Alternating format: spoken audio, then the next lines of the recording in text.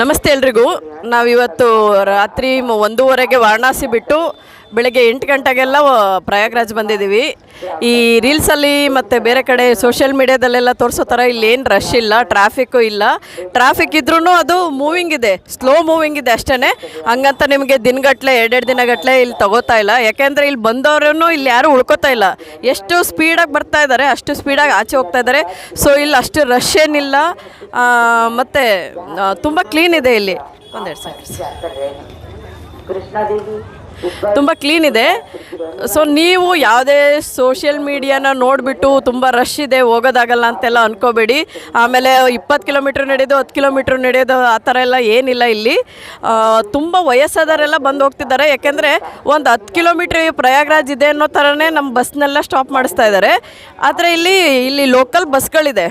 ಆ ಬಸ್ಸು ಇಲ್ಲಿ ಬಂದು ಪಾರ್ಕಿಂಗ್ ಮಾಡಲ್ಲ, ಬಂದುಬಿಟ್ಟು ಜನನ ಬಿಟ್ಟು ಹೋಗ್ತಾರೆ. ಬರೀ 30 ರೂಪಾಯಿ ಅಷ್ಟೇ ತೊಗೋತಾ ಇದ್ದಾರೆ. ಸೊ ನಮಗಿಲ್ಲಿ ಟ್ರಾಫಿಕ್ ಆಗೋದಿಲ್ಲ.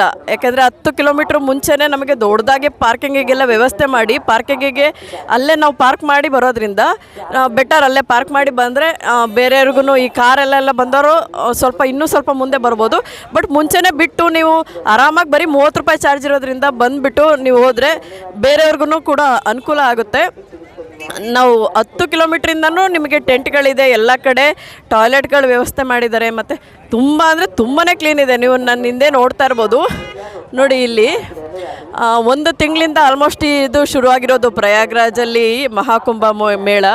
ಆದರೆ ನಿಮ್ಗೆ ನೋಡಿ ನನ್ನ ಹಿಂದೆ ಒಂದೇ ಒಂದು ಚಿಕ್ಕ ಪೀಸ್ ನಿಮಗೆಲ್ಲೂ ಒಂದು ಪೇಪರ್ ಆಗಲಿ ಬೇರೆ ಏನೂ ಕಾಣಲ್ಲ. ಅಷ್ಟು ಕ್ಲೀನ್ ಇದೆ. ತುಂಬ ಚೆನ್ನಾಗಿ ಮೇಂಟೈನ್ ಮಾಡಿದ್ದಾರೆ. ತುಂಬ ಅಂದರೆ ಇಲ್ಲಿ ಬಂದು ಎಕ್ಸ್ಪೀರಿಯೆನ್ಸ್ ಮಾಡಿದವ್ರಿಗೆ ಅಷ್ಟೇ ಗೊತ್ತಾಗುತ್ತೆ.